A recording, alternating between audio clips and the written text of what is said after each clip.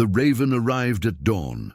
It carried no sigil, just black wax and a folded piece of parchment marked with a single word, urgent. Ned Stark stared at it in his solar, eyes heavy with sleep and dread. He knew what it was before he even broke the seal. John. It had been nearly 15 years since that day at the Tower of Joy. 15 years of silence, of guarding the truth with clenched fists and clenched teeth. He had buried the truth deep in his heart like a blade. The boy was Lyanna's and Rhaegar's, not his, never his. But he raised him anyway, called him Snow. Let the world think what it wanted, as long as John was safe. But now Robert knew. The letter was from Varys, the spider. He spoke in riddles and shadows, but his meaning was clear enough. The king knows. He is on his way to Winterfell, alone. Ned's heart slammed like a war drum. When Robert arrived, there was no fanfare. No gold cloaks, no Lannisters. Just the king and Ser Barristan Selmy. They rode in through the gate without warning, the stable boys scrambling in confusion. Ned was waiting for them, jaw tight, fists hidden in his sleeves. Robert dismounted and walked straight up to him, saying nothing. His face was different, older, heavier, more tired. But his eyes, they still burned like wildfire. "You lied to me, Ned." Those words hurt more than any blade could. Ned said nothing. They went inside the Godswood, where no ears listened. Robert didn't yell. He didn't draw his sword. He sat on the stone bench beneath the heart tree and rubbed his face. "She died in your arms," Robert said, voice hollow. "And you've kept this from me all these years?" "I had to," Ned whispered. "You were killing every Targaryen left alive." "You would have killed the boy." Robert didn't argue. He knew it was true. He's Rhaegar's son, Ned, the last dragon. Robert spat on the ground. "Do you know what that means?" "It means he's my sister's son," Ned replied. "And you are his king." Robert looked at him then, with something between fury and sorrow. "And I'm a fool," he muttered. "But I won't be the monster you thought I was." "Not again." That night, Robert asked to see John. The boy was in the yard, practicing with a wooden sword, his curls sticking to his forehead with sweat. He stopped when he saw the king. John had never met Robert before. He stood straight, unsure whether to bow or salute. "You're the boy they call Snow," Robert said, staring hard at him. "Yes, Your Grace," John said quietly. Robert walked around him slowly. "How old are you?" 14. "You look like him," Robert said under his breath. "Not Rhaegar, Lyanna," John blinked. "My lady mother." Robert's jaw clenched. He turned to Ned. "He doesn't know." "I told him nothing," Ned said firmly. "As promised." Robert nodded. Then he did something no one expected. He knelt before the boy, looked him in the eyes, and placed a hand on his shoulder. "You are no bastard, Jon Snow," he said softly. "You are the son of Prince Rhaegar Targaryen and Lyanna Stark, and I will not let the wolves or lions tear you apart." Jon's world shattered in that moment. He looked at Ned in disbelief. "Is it true?" Ned couldn't lie anymore. "Yes." Jon's breath caught. His chest rose and fell like a storm.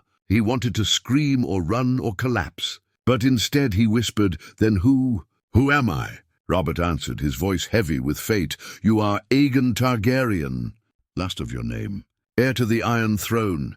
And just like that, Jon Snow died. Aegon was born. The news spread through Winterfell like wildfire in a dry forest. Masters whispered behind thick doors. Servants stopped talking the moment anyone walked by. And the lords stayed quiet, but their eyes watched Jon Snow differently now. Not as a bastard, not as Ned Stark's mistake, but as something far more dangerous, a dragon in wolf's clothing.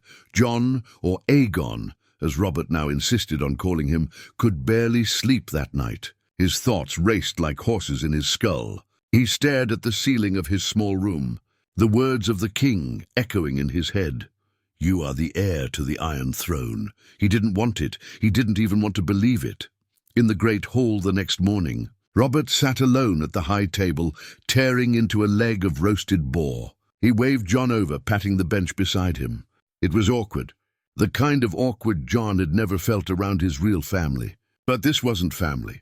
This was the man who once vowed to wipe the Targaryens from the face of the earth. Jon sat slowly, his whole body tense. Robert didn't look at him at first, just drank deep from his wine. "You look like your mother when you're nervous," he finally said. John frowned. "You knew her." "I loved her." Robert's voice was bitter. "Thought I did anyway. Truth is, I loved the idea of her. She never loved me back. She died giving birth to you."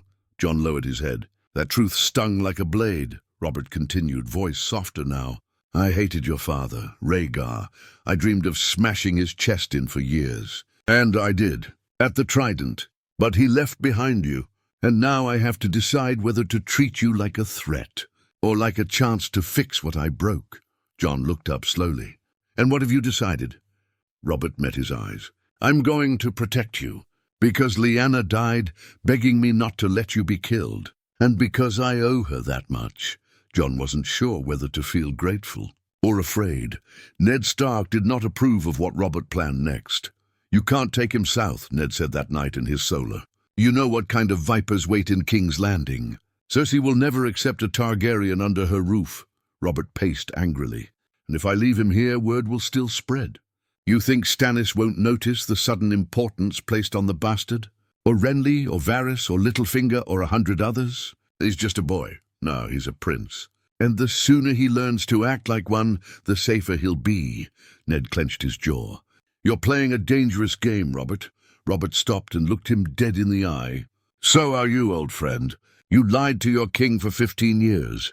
And now I'm trying to save your nephew from being gutted like the rest of his family." Ned looked away. There was no winning this argument. Not when Robert had already made up his mind. John's goodbye was short. Arya cried and clung to him, asking why he had to leave. Sansa looked confused and a little scared, as if suddenly realizing that everything she thought she knew about status and names meant nothing. Rob just nodded and gave him a firm hug, brother to brother.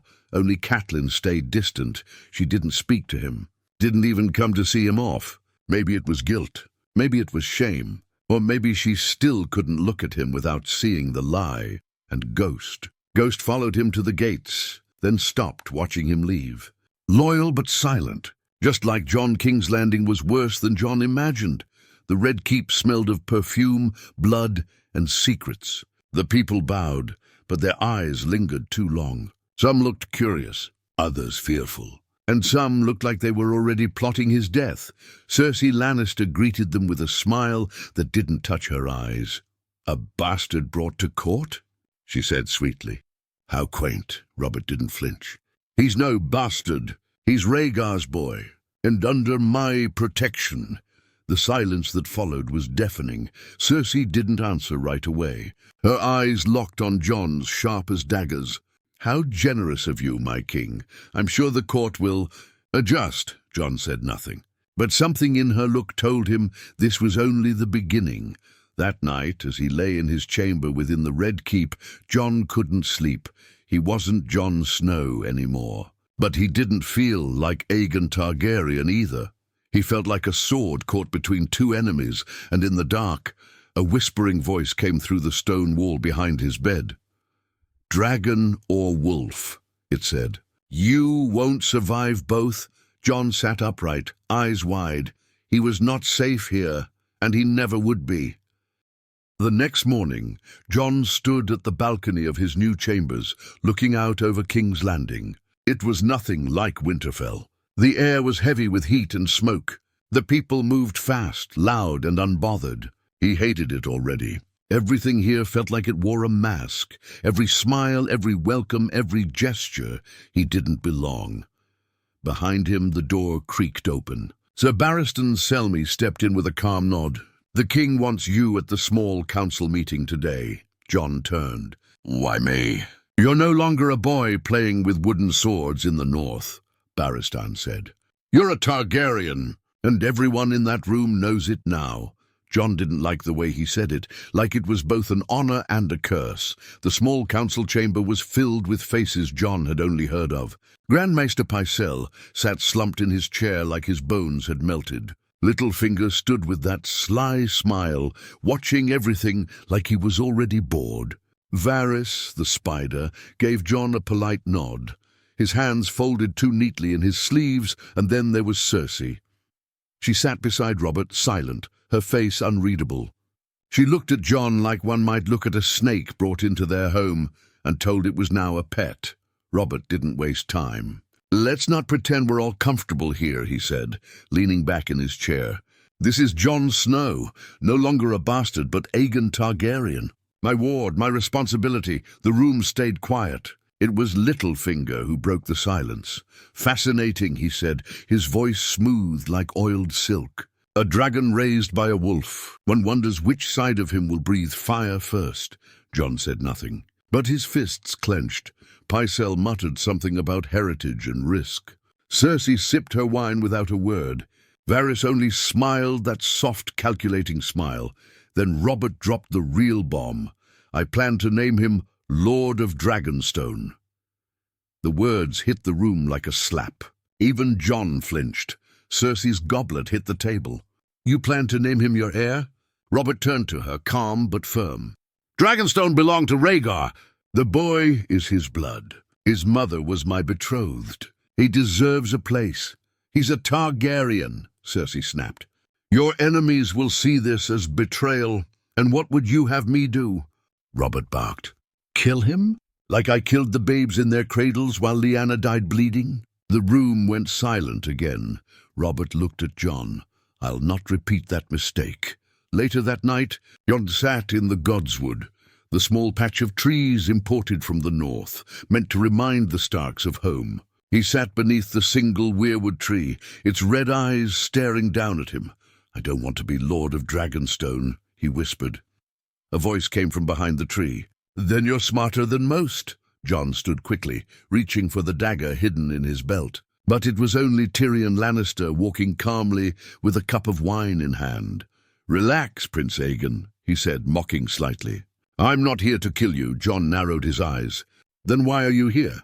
Tyrion shrugged. "I like broken things, bastards, cripples, and now royal secrets pretending not to be threats." Jon didn't smile. "Is that what I am to you? A threat?" "Not to me," Tyrion said. "But to others? You're a wildfire barrel dropped into a feast." He sat beside Jon on the stone bench. "They will come for you. Cersei most of all. She won't tolerate a dragon in her nest. And Varys, well, the spider spins webs around anyone who might one day sit on the Iron Throne." Jon looked at him. "What would you do if you were me?" Tyrion took a sip of wine, then looked him in the eye. "Learn fast, trust slow, and never forget, royalty in King's Landing either ends with a crown or a blade." Later that night, a servant tried to poison Jon's wine. She never made it out of the Red Keep alive. Ser Barristan found the tainted goblet first. He'd been watching every sip Jon took like it was his own life on the line. The girl was caught and dragged into the dungeons before sunrise. She confessed under pain. "I was told he's a threat. That a dragon should not sit beside the lion." Jon didn't sleep that night. He stared at the ceiling, his hand never leaving the hilt of his dagger. This was no longer about names or bastards. This was survival. And in King's Landing, a single drop of truth could spill rivers of blood. The next morning, the Red Keep felt colder than usual, even under the blazing southern sun. Whispers ran through its stone halls like rats. The Targaryen boy was nearly killed. A cup of wine meant for the dragon. The queen is furious, but not because he lived. Jon walked the corridors with Ser Barristan beside him. Two silent figures in a den of snakes. He didn't trust anyone now. Not the servants who bowed too deeply. Not the guards who looked away when he passed. And definitely not the lords and ladies who smiled with teeth and spoke in riddles. He had tasted the truth of King's Landing, and it was poisoned. In the council chamber, Robert slammed his fist on the table, shaking goblets and scrolls. "Someone tried to kill a boy under my protection," he shouted. "In my own castle." Cersei sat quietly, sipping her wine. "Perhaps if you hadn't brought a Targaryen into the lion's den, we wouldn't be here." Robert's eyes burned. "You speak as if it was your hand that poured the poison." Cersei smiled without blinking. "I speak as a mother who sees danger near her children." Jon stood in the corner of the room, silent, listening. He wasn't allowed to speak at council meetings, not officially, but Robert had insisted he be present. Varys stepped forward smoothly, fingers laced. "We must assume this was the act of someone fearful, not necessarily someone in this room, but someone who sees Prince Aegon's presence as a political earthquake. Call him Jon," Cersei hissed. Varys continued, ignoring her. "There are those who remember the Targaryen name, with fire and blood. The mere idea of a dragon in the court may have frightened someone into preemptive action." Littlefinger chuckled under his breath. "It wouldn't be the first time someone tried to kill a child over a throne." Robert looked to Barristan. "Double the guards on his chamber. I want eyes on every corridor. And if anyone else even breathes wrong near the boy, cut their throat." "Yes, Your Grace." Cersei stood slowly, placing her goblet down. "You're making a mistake, Robert. The people barely trust you now. Bring a Targaryen too close to power, and they'll fear you've gone soft or mad." Robert glared. "The people loved Rhaegar too, until he kidnapped a Stark girl. Don't talk to me of mistakes." As she swept out of the room, Jon caught her eyes for a split second. In them, he didn't see fear. He saw plans. That evening, Jon visited the Black Cells with Ser Barristan. The girl who tried to poison him had been beaten into a ghost of herself. Blood crusted her lips. Her wrist was broken. Yet when she saw Jon, she looked almost relieved. "I didn't want to," she whispered. "But they said you were the enemy, that the realm would burn again if you lived." "Who told you this?" Barristan asked. The girl shook her head, tears streaking down her face. "I never saw their face. Just a voice, through the wall. Said they'd pay me in gold. Said if I didn't do it, I'd end up like the others." Jon's voice came low. "What others?" The girl sobbed. "There were others. Servants who knew your name, who whispered you weren't a bastard. They're gone now, disappeared. I didn't want to die." Barristan looked grim. "She won't last long. Not if the Queen finds out she's still breathing." Jon nodded. "Then get her out of here, quietly. Let her vanish." Barristan gave him a strange look. "You're already thinking like a king." Jon didn't answer, but the thought chilled him to the bone. That night, Jon stood on the balcony again, looking out at the city. Tyrion joined him, holding a fresh goblet of wine and a sarcastic smile. "Rumor has it you've made quite the impression," he said.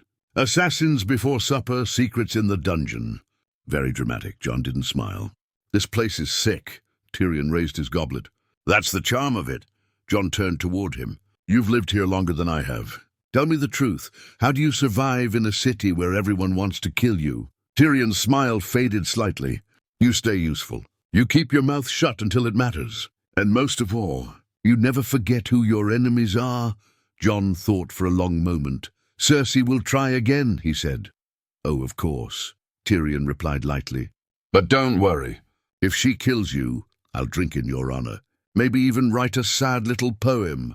Jon smirked, then looked back out at the dark city. "She's not afraid of me," he said. "Not yet," Tyrion glanced at him. "Then perhaps it's time to give her a reason to be." Jon said nothing, but something cold and quiet settled in his chest. He couldn't just survive here. He'd have to learn to play their game. And in this game, you didn't win by being kind. You won by being clever, and when needed, cruel. Jon had never been a schemer. He was a swordsman, a soldier in the making, raised to speak truth and stand tall. But truth didn't survive in King's Landing. Not in this place of whispers and masks. Here, truth got you poisoned, stabbed in your sleep, or worse, forgotten. So Jon began to listen more than he spoke. He watched how Littlefinger's smile never reached his eyes. How Varys spoke like he was your friend, even as he measured your weakness. How Cersei's words were sharp silk, elegant but meant to cut. Every dinner, every council meeting, every silent glance became a lesson, and in every shadow, he felt the growing weight of danger. It was Maester Luwin's old advice that echoed in his mind. When you know you're not safe, find out who gains if you die. So that's what Jon did. He started with the kitchens. He learned who served his food, who cleaned his room, who changed his sheets. He spoke softly, kindly, offering silver and asking questions. Who comes and goes? Have you heard anything strange?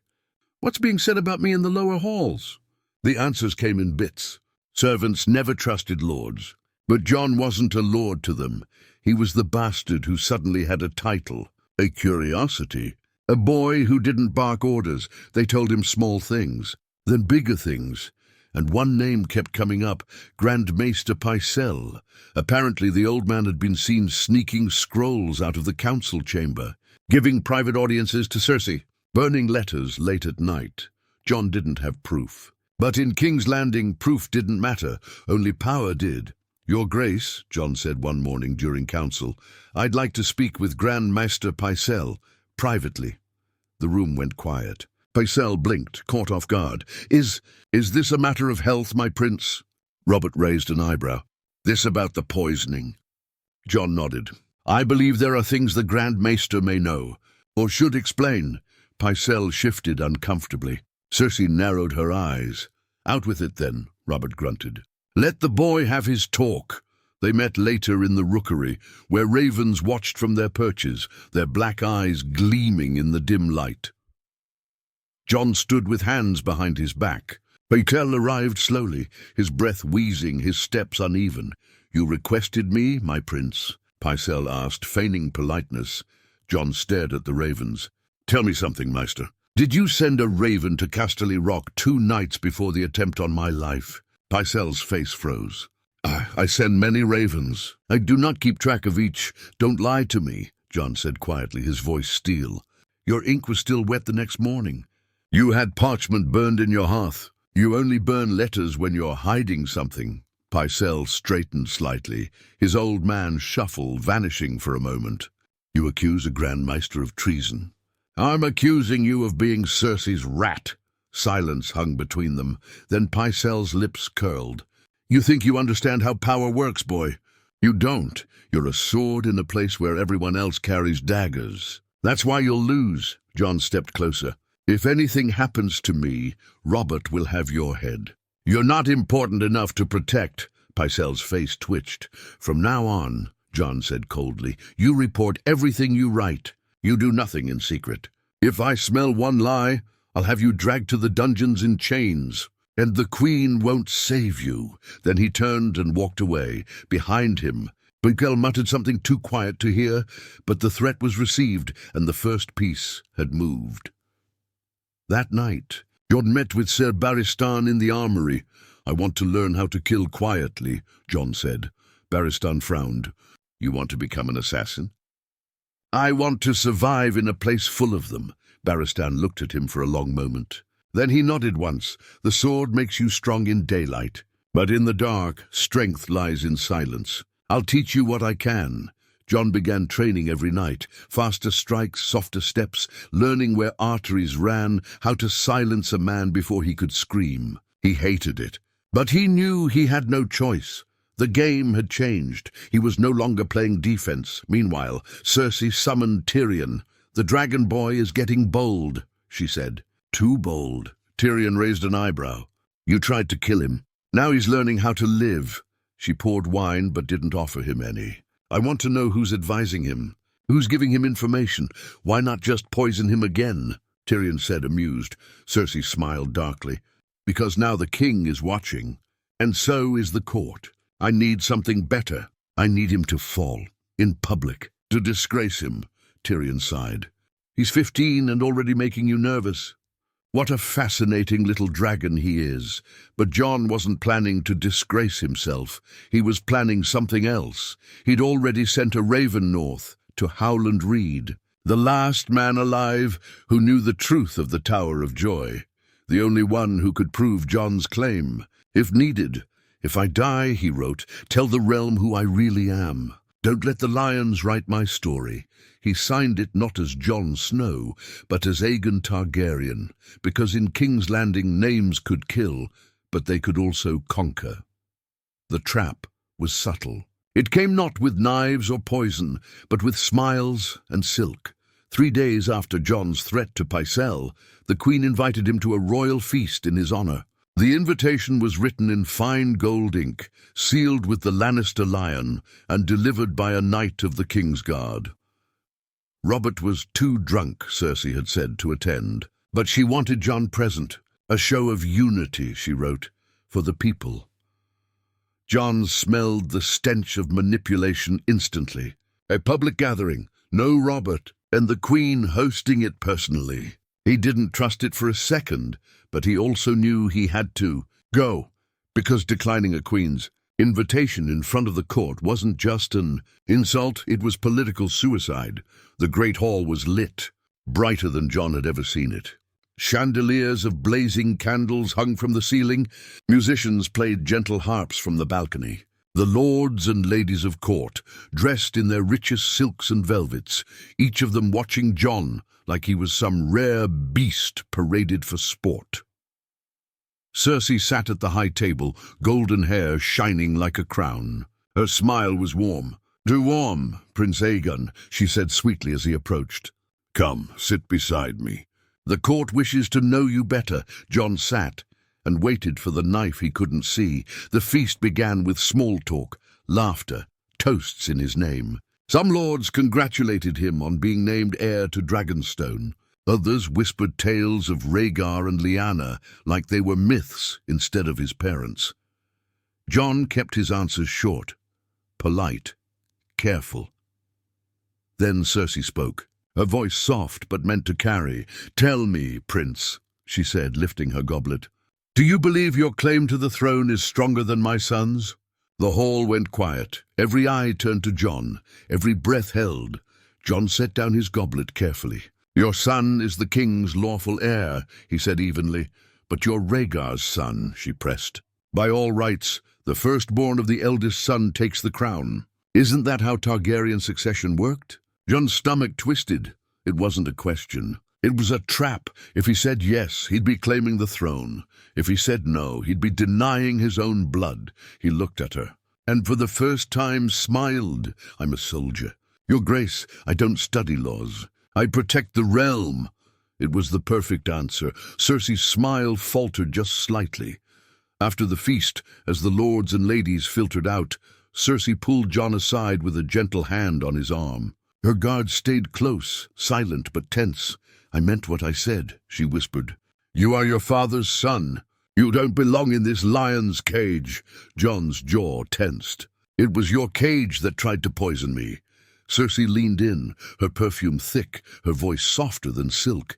That was fear, not malice. "Men do foolish things when they feel power slipping away." John didn't reply, but his eyes burned cold. She stepped even closer. "I'm offering you an escape," she murmured. "Leave King's Landing. Take Dragonstone, live free, far from this court. I'll even grant you ships and gold. All I ask is that you never return." John met her gaze. "You want me gone. I want peace," she lied. "And a dead dragon brings only war." John leaned forward, matching her tone. "You tried to kill a boy in secret. Now you're trying to bury a prince with offers of freedom." He stepped back. "But I'm not a boy anymore," and he walked away. Cersei's face was still, but her knuckles went white around her goblet. Later that night, John found Sir Barristan in the training yard. The old knight had been waiting. "She tried to corner you," Barristan said. "Did she threaten?" "No," John said. "Worse, she was polite," Barristan nodded. "That means she's already planning something new." John stared at the stars above. "I need allies. Real ones." Barristan looked thoughtful. "There are lords still loyal to Rhaegar. Old names, old blood. You could call to them. And Robert? He won't protect you forever. Not once Cersei turns him against you." John sighed. "Then we must act before she does." Barristan looked at him. "Act how?" And John, now more dragon than wolf, said the words that would change everything. "We make the realm remember who I am." 2 nights later, a raven flew north to White Harbor, another to House Dane of Starfall, and another to the Vale.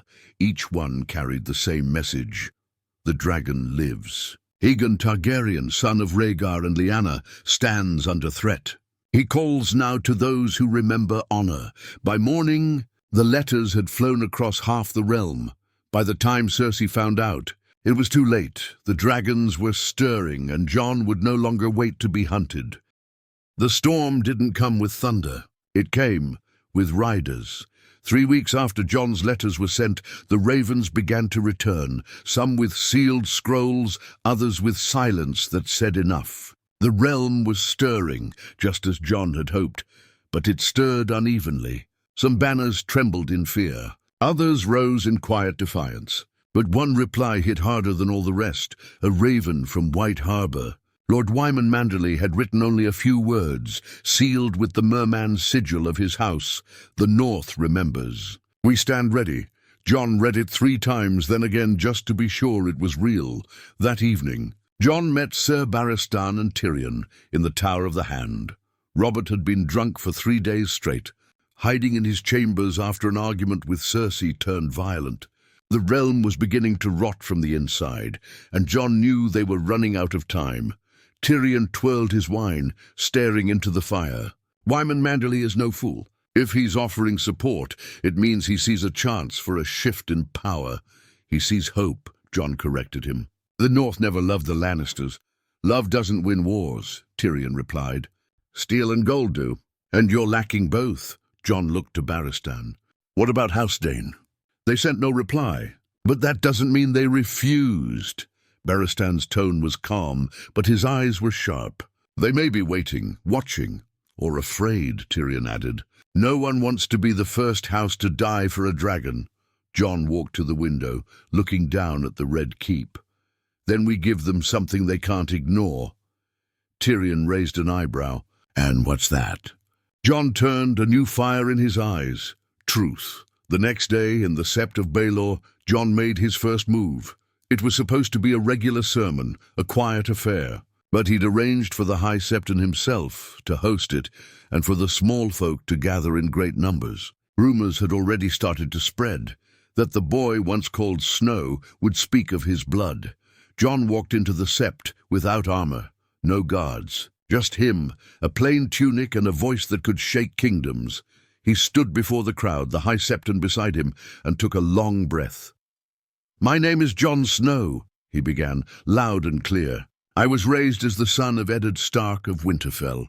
But that was not the truth. The crowd leaned in. "I am Aegon Targaryen, the son of Prince Rhaegar Targaryen and Lyanna Stark, born in secret to protect me from those who sought to end my bloodline." Gasps filled the Sept. Some laughed nervously. Others simply stared. "I do not seek a crown. I do not seek war. I seek to live, to serve the realm. But the wolves and the lions have been playing this game too long. It is time," the dragon spoke, and with that he walked out. No banners, no gold, just words, but they were words that would spread like wildfire. By nightfall, half the city was talking. By morning, the other half had started to choose sides. The small folk loved it. A dragon prince raised in the north, a king who didn't want a throne. They ate it up like honey. The nobles were less amused, and Cersei shattered a goblet in her hand when she heard. She stormed into the council chamber that afternoon, dragging Pycelle behind her. "He went public," she spat. "He declared himself before the people." Robert, half sober and half regretful, just grunted. "And what do you want me to do? Hang him?" "Yes," she hissed. "Or exile him, or imprison him in the dungeons until the lords forget his name." Varys coughed gently. "Your Grace, public blood spills easily. The people love him now. If you strike too quickly, it will look like fear." "I don't care how it looks." Cersei barked, but Robert did. And for the first time he stood, swaying but sober enough. "The boy speaks truth," he said. "Rhaegar's blood or not, he's done nothing wrong. He's under my protection, and that still means something." Cersei stared at him like he'd just cursed their children.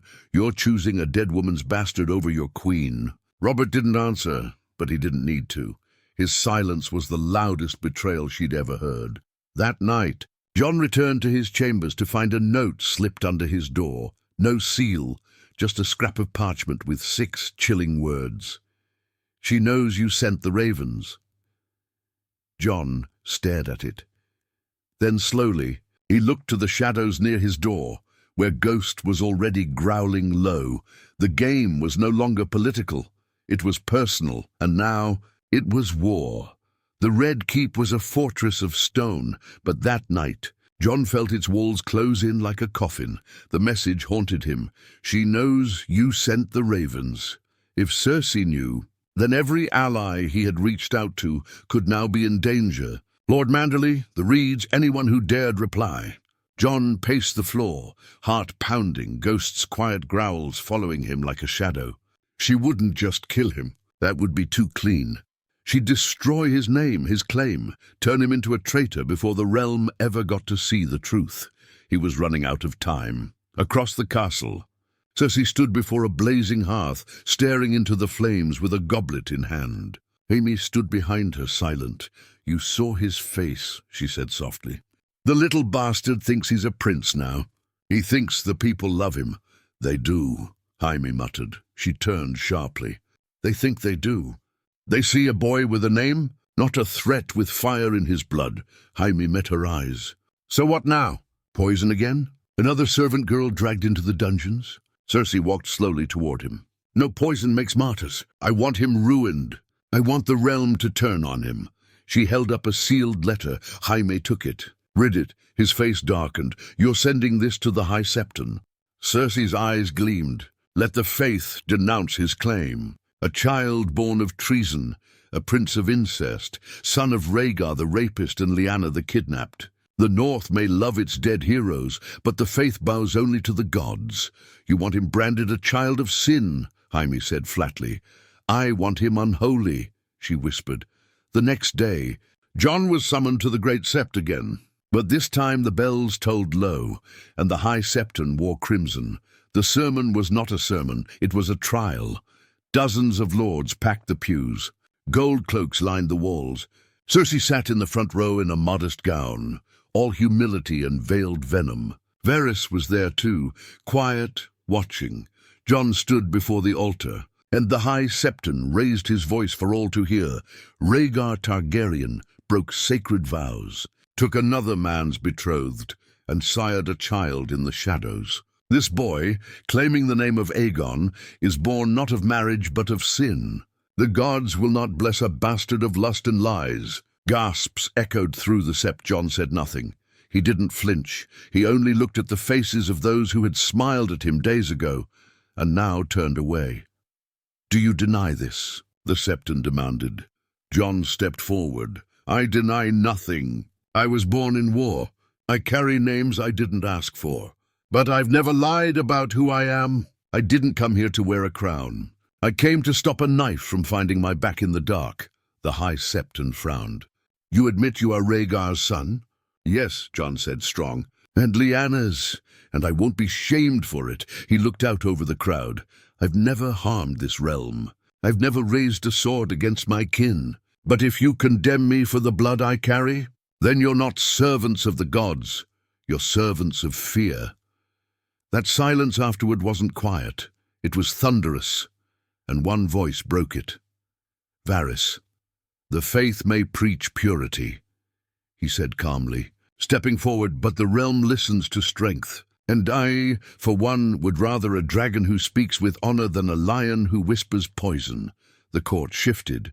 Even the Septon looked unsure, but Cersei smiled tightly, because it was never about the trial. It was a distraction. As Jon walked back to his chambers that night, Sir Barristan met him halfway down the corridor. Sword drawn. "They've seized the rookery," he said quickly. "Burned every raven. No birds leave the castle now." Jon froze. "She's cutting off my voice and your reach," Barristan growled. "Whatever you planned, she's already 2 steps ahead." But Jon wasn't beaten yet. "I have to leave the city," he said, quietly. "Before she moves on the north, before she kills those who stand with me." "Leave?" Barristan frowned. "You'll be hunted. I'll be free." Jon turned to Ghost. "Ready the horse. We ride before dawn." That night, with only a dark cloak and a dagger on his belt, Jon mounted his horse in the shadow of the Red Keep. He didn't look back, not at the towers, or the windows where spies surely watched, not at the throne room where lies sat on a seat of swords. He only looked ahead, to the dark road north, where loyalty still lived, where wolves remembered, where fire still waited to be born, because Jon Snow had played the game long enough. Now, Aegon Targaryen was coming for the throne, and this time, he wouldn't ask for it, he'd take it.